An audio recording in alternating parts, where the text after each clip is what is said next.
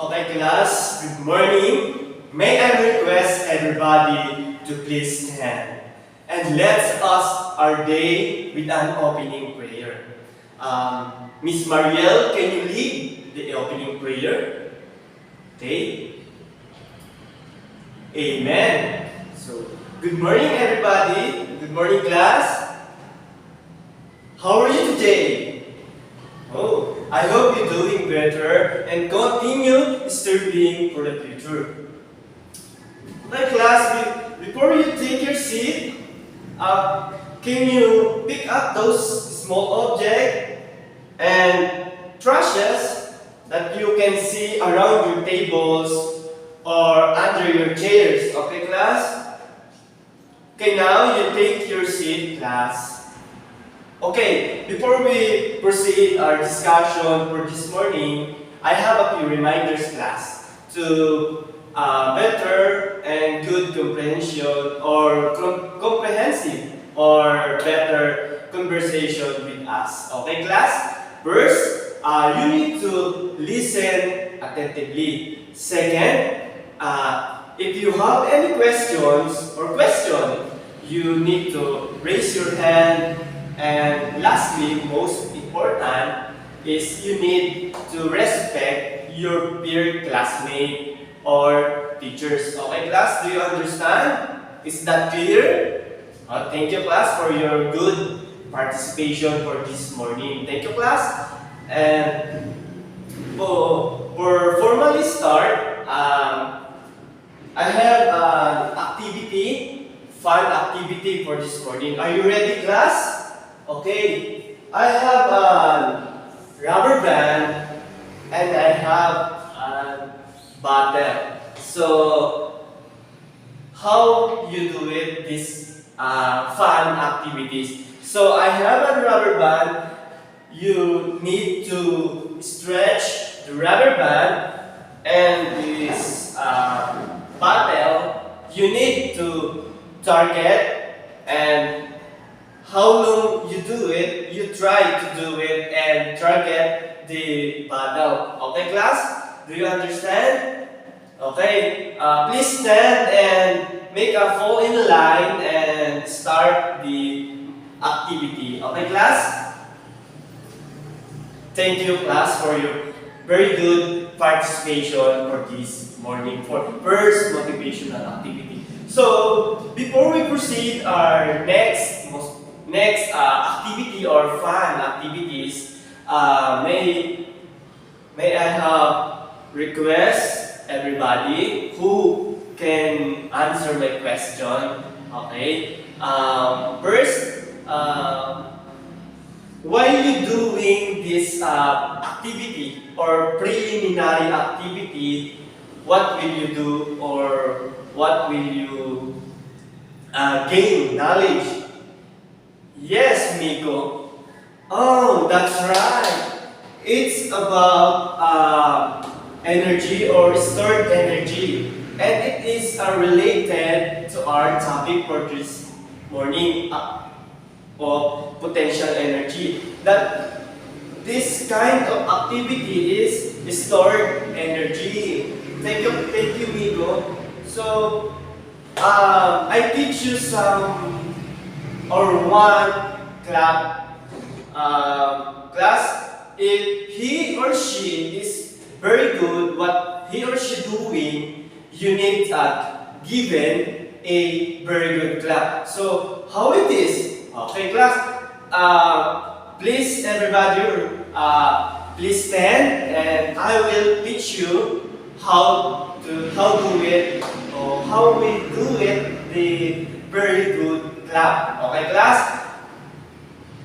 1, 2, 3, 1, 2, 3. Very good. Okay? Another one, class. For your better to learn more, given very good clap. Okay? 1, 2, 3, 1, 2, 3. Very good. Okay, class? Okay, let's proceed our next activity. So, I have a picture class. What we're going to do is you need to identify what picture is this. it is a potential energy or kinetic energy. Okay, class, do you understand? Okay. This one. What kind of picture this? Anyone from the class?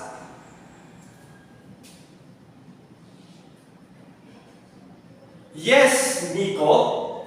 All right. That is kinetic energy because you gain an energy because when you run, you possess an energy and you gain energy in your body or your force. Okay, thank you. Okay, you give a very good clap. 1, 2, 3, 1, 2, 3. Very good. Okay, class. Next picture that you identify is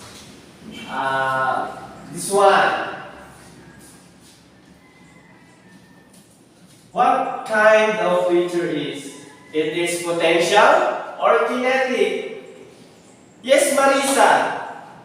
Alright, that is potential energy because he can give a full energy because he stretched the string. Oh, thank you class for your participation. You give also a very good clap for Marisa. 1, 2, 3, 1, 2, 3. Very good. Okay class, next picture. Okay class, this picture, you identify this picture. Okay class, please be quiet. Quiet class. This one class. Yes, Marimar. Oh, that's right. It's potential energy again. Okay, class, give a very good clap for Marimar. 1, 2, 3, 1, 2, 3. Very good. Okay, for the fourth picture class that you need to identify is this one. What kind of this picture? Can you identify this picture? Is it potential energy or kinetic energy? Yes, Marvin. Can you identify this picture? Alright, that is potential energy also because he can gain or he can lose an energy. Okay? Also, give a very good clap for Marvin. Okay? 1, 2, 3, 1, 2, 3. Very good. Okay? For the last picture that you need to identify class is this one. I think you relate this picture, guys. Okay, class. This. Who can identify for this, for the last picture, class? Oh yes, Jessa. Can you identify this picture? What? Oh, that's right. It is kinetic energy because he possesses an energy between the child or young. Okay, very good. Okay, class, give a very good clap. 1, 2, 3, 1, 2, 3. Very good. Okay, class, I hope you learned something about the kind of activity. Okay, class, anyone from the class who gained or learned some learnings about this kind of picture? Anyone from the class who can share the knowledge or idea about this picture? Yes, Marvin? Oh, it is about kinetic and potential energy. Okay class, let's start our formal discussion for this morning about potential and kinetic energy. So let's talk about the first kind of energy, the potential energy.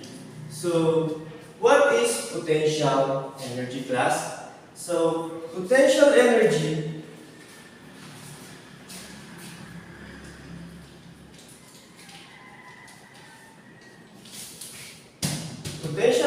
is an stored energy. So, what is the formula for potential energy? For the formula for potential energy is U is equal mgh. So M is equal for mass of the object, and for the meaning of G is gravitational acceleration, and for the H is the height above the ground. So let's try have an example for this formula to better to know to how to solve the potential energy. So I have here an example to better you know how to solve or how to get a potential energy. So a mass of 2 kilograms is taken from the ground to the height of 10 meters. Find the potential energy. So, what is the potential energy of a mass of 2 kilograms from a ground of height 10 meters? Simply to solve it, U is equal to mgh. So, the mass or the kilogram is 2 kilograms then times 10. So the number 10 is constant. You can change because it is constant, but you times 10 because of the meter of height. So 2 kilogram times 10 is equal to 200 joule. So thus the potential energy is 200 joule. Do you understand, class? Okay, let's talk about the kinetic energy. The kinetic energy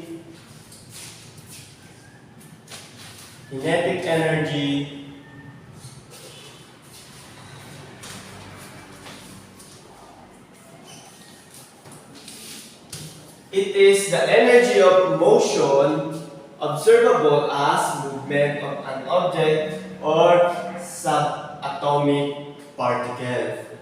So, a while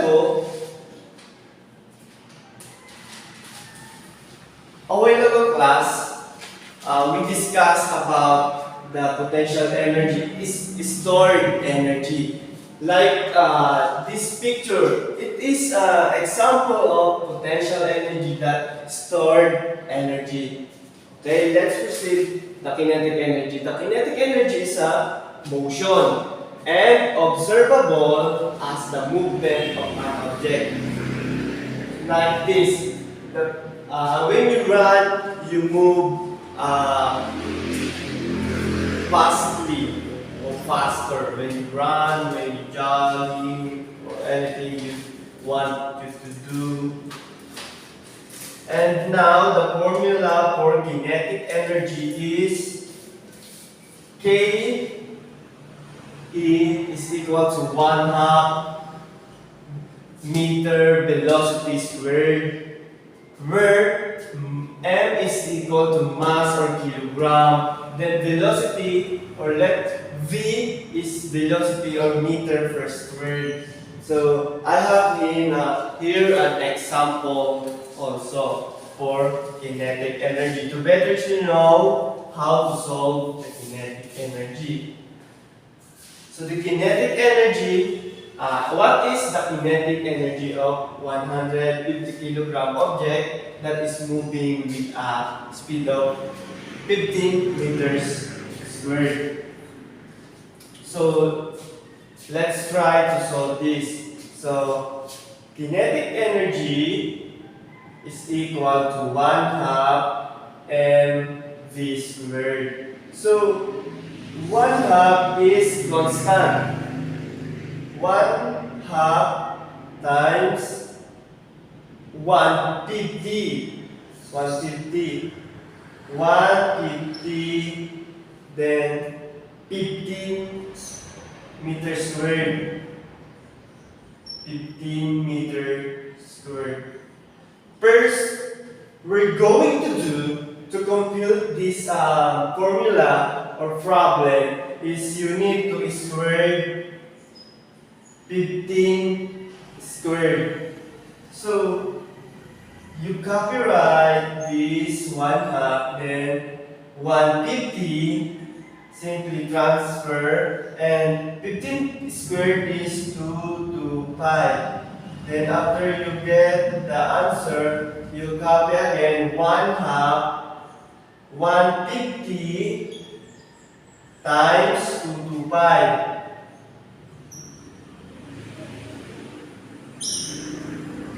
You get 337. Then you simply one times you answer this, then the answer is you divide into 2. The answer is 16,750. Okay, class, do you get it? After this formula, or after I teach how to solve it, so class, do you understand? Is that clear? Any question, clarification, class? Okay, thank you class for your participation. So now, let's proceed to your perspective group, and I will give you the class whiteboard, and we have an activity for this morning. Okay, class?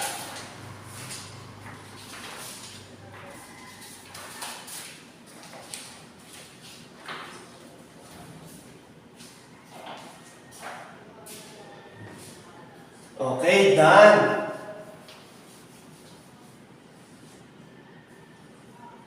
Who wants to volunteer? Who wants group or finish? For number 1? Okay, group 1 is correct. Oh, number 2. Hello, group 3. Okay. Oh, almost done. Thank you class for your participation for this morning. So, a while ago, you learned about potential and kinetic energy. So I have a video here to, you need is to watch the video, and after that, you get a 1/2 crosswise paper to do a reflection or essay. How will you learn? How will you get an idea about the video of potential and kinetic energy?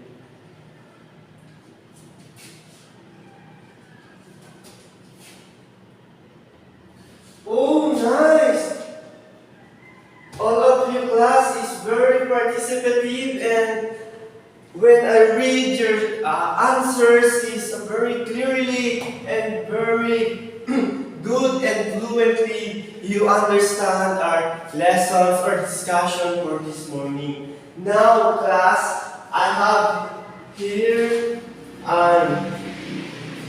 one activity or application to better you know, to understand our class or discussion for this morning. So what we're going to do is you need to identify the following or the situation. It is potential or kinetic energy. Okay class? Get one sheet of paper again class, and identify this if it is potential or kinetic energy.